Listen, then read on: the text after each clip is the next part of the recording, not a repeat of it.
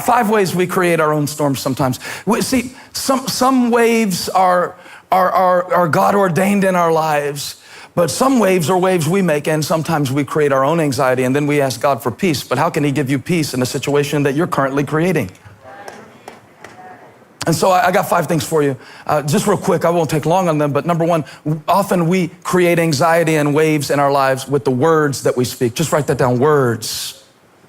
Words. Have you ever made unnecessary waves with your words? Words that you speak out of anger that you then have to go back and fix. Takes a week, 2 weeks, 3 weeks. Words of doubt, words of some of you, just you frame your day with the wrong words, and then you're disappointed with the world that you've built, but your world is created by your words. And sometimes we make waves. You know, we create choppy conditions in the morning just by the way we get up talking.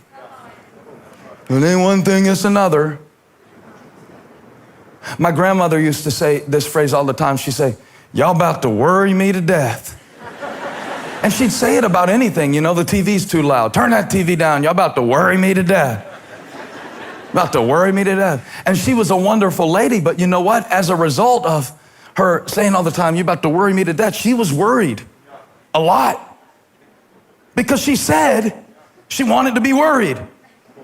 We read a teaching one time in a book. It said, after anything you say in your life, don't say it if you can't follow it with this phrase, "And that's just the way I want it." And that's just the way I want it. So try it out on the things you say. "Y'all about to worry me to death. And that's just the way I want it."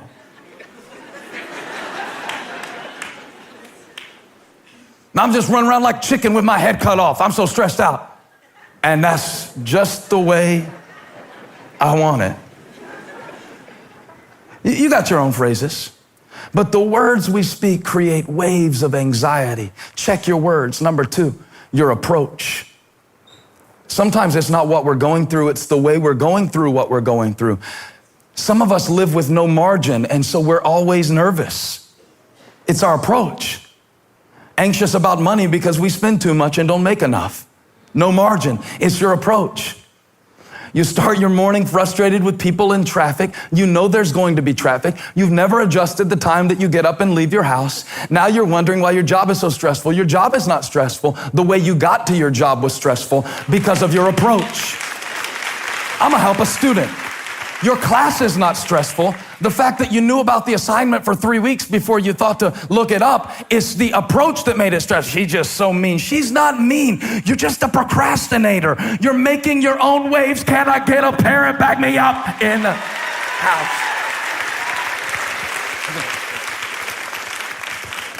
That's the second one. The wrong voices. The wrong voices can create unnecessary and needless waves and anxiety in our lives. Can't they?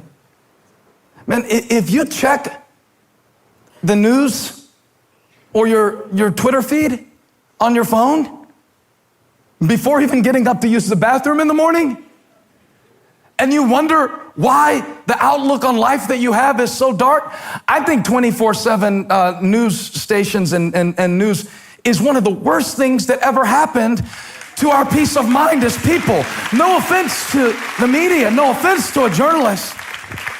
But I mean, I was reading through just some headlines the other day. Do you really need to understand the dynamics of every disease? Like every disease? Do you really need to understand the dynamics of every conflict in all these countries that you can't pronounce? Need to meditate? No wonder you're marinate. You're marinating in the wrong reports, the wrong voices. They'll come in and tell me from time to time about a problem in the church. And when they get to a certain point, I'll say, "Thanks, that's all I need to know." What am I doing? I need good information to make a good decision.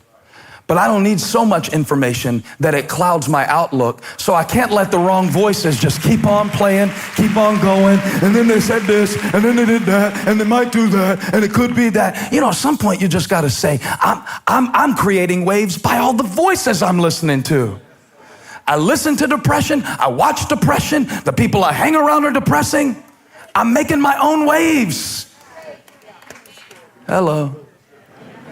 Hello. Hello. Our expectations can create waves. Sometimes you go out in your life and the anxiety that you feel is a result of the expectations of others that you created by not being willing to manage your own energy. Sometimes the anxiety we feel is because we get up in the morning and we don't expect any battles that day. And so we feel like it's a surprise attack when something hits us wrong. Why are you surprised? He said, put on the full armor of God. That suggests you're going to be in a fight. He said, take up the helmet. He said, take up the shield. He said, take up the sword. He said, you got to get dressed for battle when you get up in the morning. Don't be surprised. You need to learn to expect some storms. I think the fact that it's unexpected is often the reason it's so difficult. And then there's the master wave maker in our souls. It's called shame. Shame. Shame. You walk around anxious because you're hiding stuff. And you wonder, when are they going to find out about my secret? Or maybe because you're tormented by something that God already forgave. See, there's a difference between conviction and shame. Conviction is good. It shows you what to fix, and it gives you God's power to help fix it. Shame tells you that because of what you did, who you are is now fundamentally changed, and it makes you walk around paranoid, and it makes you walk around feeling helpless, and it makes you walk around feeling like people don't love you who do love you, and people are judging you that aren't judging you, and you got to learn where to take your shame, or it'll just rock you. Waves. And they wake Jesus up and they say, don't you see the waves? Don't you care if we die? And so, verse 39, Jesus got up, rebuked the wind and said to the waves, quiet, be still. He got up and he said, quiet, be still. 3 words. Then the wind died down, and it was completely calm.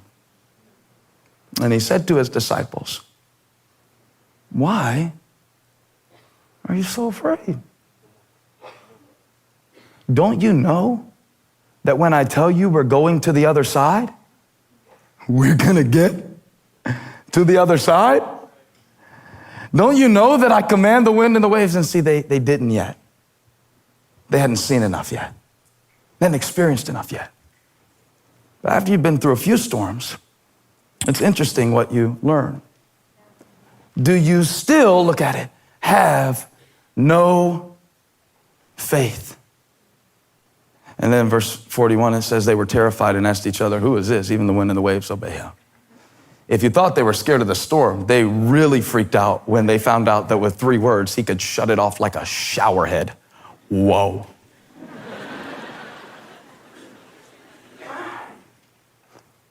So I want to suggest something to you today about the storms of anxiety in your life and the waves and the winds that are blowing in your life. Because, man, the winds will blow. They will blow. Absolutely. And the waves will break and they will crash. No doubt about it. And in those times when Jesus is sleeping in the stern and he doesn't take action and he doesn't fix your situation, it can be easy to deduce what the disciples deduced. We're going to die and God doesn't even care. Start playing it out all the way to the end. Man, this is how I'm going to die right here. This is how it's going to end right here. I'm never going to get another job. I'm never going to have any battle. I'm never going to... Anxious for nothing because they eventually got to the other side. Yeah. And see, I wondered all week, why would Jesus send them into a storm? Just like we wonder in our lives, why doesn't God do more about the chaos in our world? Why doesn't he fix situations before they get that bad? We celebrate when God heals somebody of cancer, but silently we wonder, why did they have to have cancer to begin with? We celebrate when somebody's kid comes back to God, but we wonder then, why did God let the kid wander away to begin with? We celebrate that somebody went to heaven, but we wonder, why did God have to make it so that people die and we feel pain and sorrow? Don't you care? And Jesus was upset about that. You know what? I don't think he was upset that they woke him up. I think they were supposed to wake him up. I think he wanted them to go wake him up. I do. I think it's the way they woke him up that bothered him. See, because they woke him up thinking, you must not care. You don't care. He said in Philippians 4:6, didn't he? In everything, make your requests known to God. You're supposed to ask God. You're supposed to go down to the stern and say, Lord, I need a little help right now. Lord, this doesn't feel good. God is pushing against me. God is getting cloudy and I don't know what to think. And the sky's growing black. Would you help me, Lord? Would you come, Lord? But don't assume he doesn't care. Don't assume that. See, because I believe, you don't have to take this view if you don't want to, I believe that Jesus put him in the storm not to test him, but to teach him. I can explain. See, Jesus wasn't going to be with them forever. We don't have Jesus in physical form. We have the Spirit of God inside of us as believers, but we don't have Jesus in our boat. What a cool picture. Just like Jesus was in the stern, the Spirit is inside of you, but we don't have Jesus anymore in physical form in our boat. And so I think Jesus, when he stood up and he said, quiet, be still, and the wind and the waves died down. You know what I think he was doing? I think he was using the wind and the waves like a whiteboard to draw a lesson plan for the disciples. Follow me, follow me, follow me. Because the real waves that take you down in your life are not the ones out there, they're the ones in here.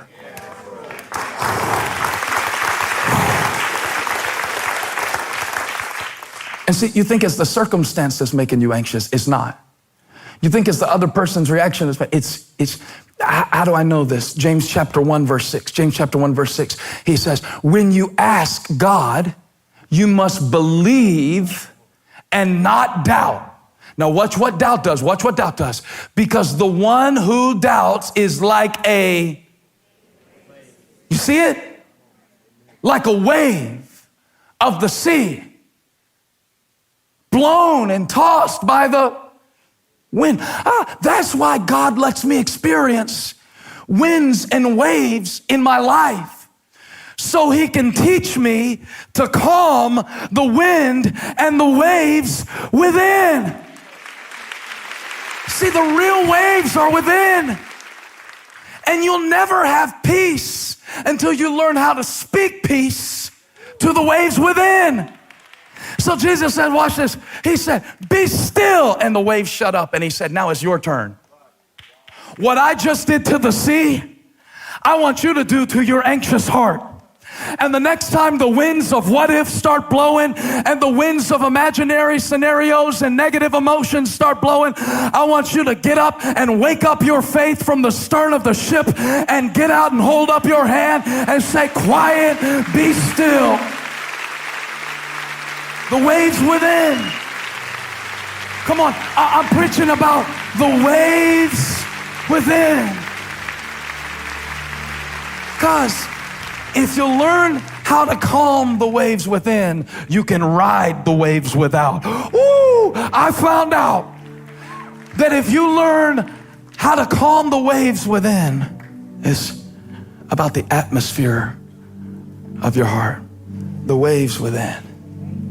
The waves within. You think the problem is that God won't calm the waves without. The real problem is you haven't learned to calm the waves within.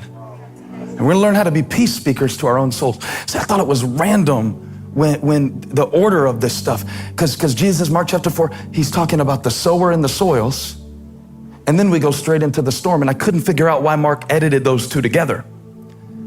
But I realized that both are about atmosphere. Every heart has an atmosphere. I wonder today, what is the atmosphere of your heart? Can I tell you that nothing good develops in an atmosphere of anxiety? Nothing.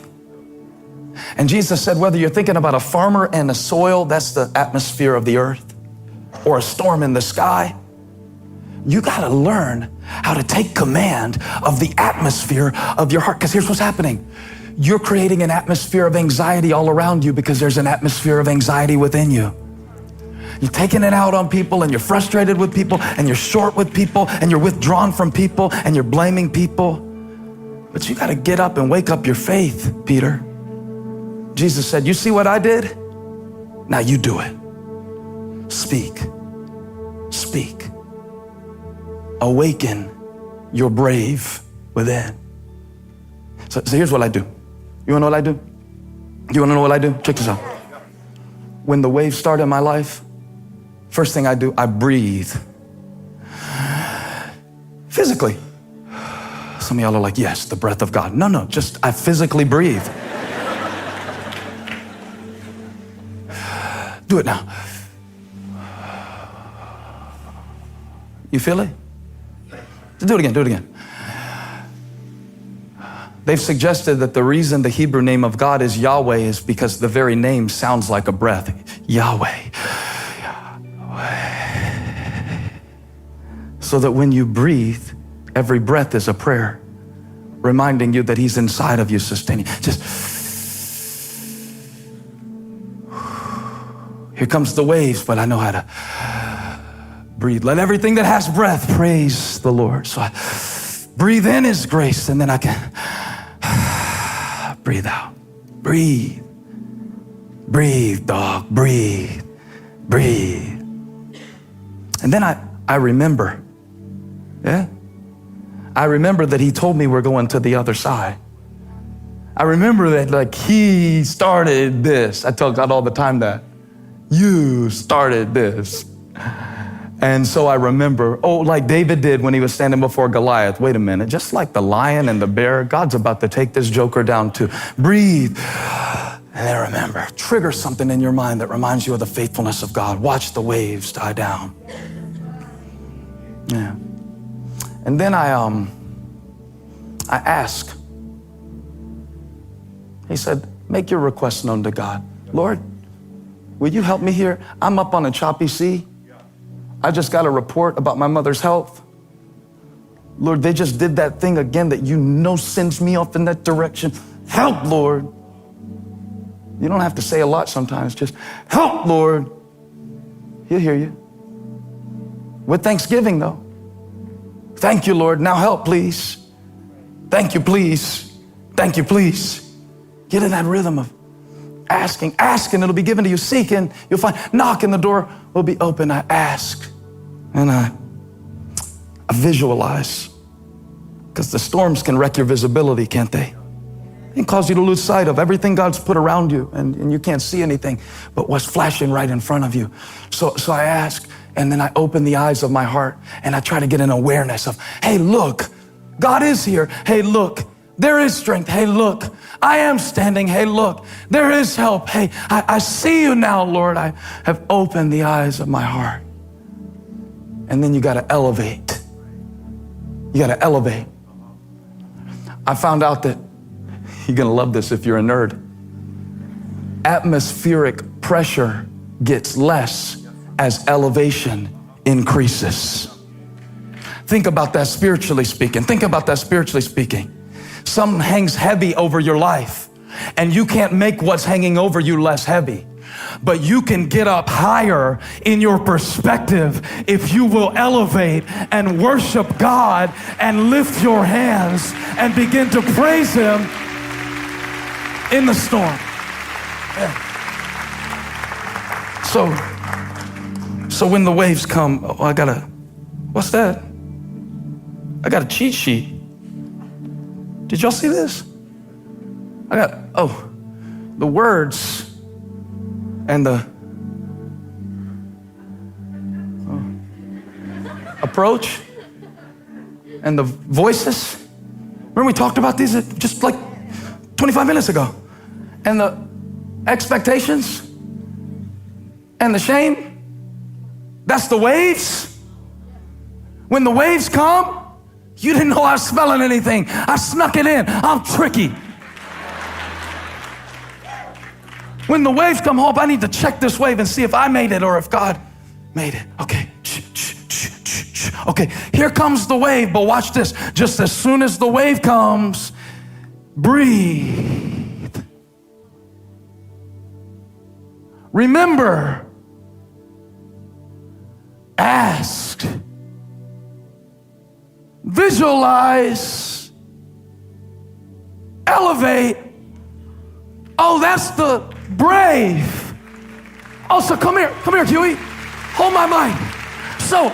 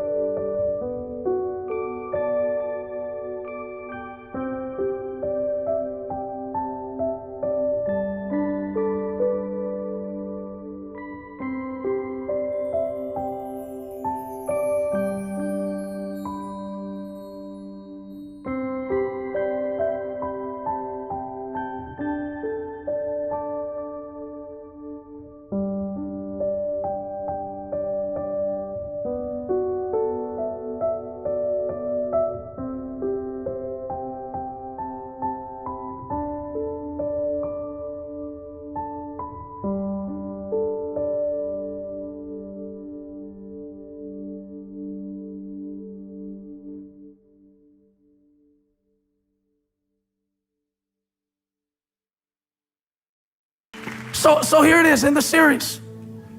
When the waves come, because they will, get your brave stirred up in your spirit and wake up your faith in the stern of the ship. And when the waves come, because they will, here comes fear, here comes panic, here comes dread, here comes embarrassment, here come words, here come actions, here come voices, here come expectations, here comes shame, but here comes brave. And my God has given me the breath of life, and His Spirit is stronger than any storm. I'm pushing back waves. Come on, lift your hands. Lift your hand. Worship pushes back waves. Let the wind blow. There's a stronger wind called worship. Elevate your praise. Hey, thanks for watching. Make sure to click the subscribe button on your screen so we can notify you whenever we release new content. Go ahead and subscribe now. I'll see you next time. Next time.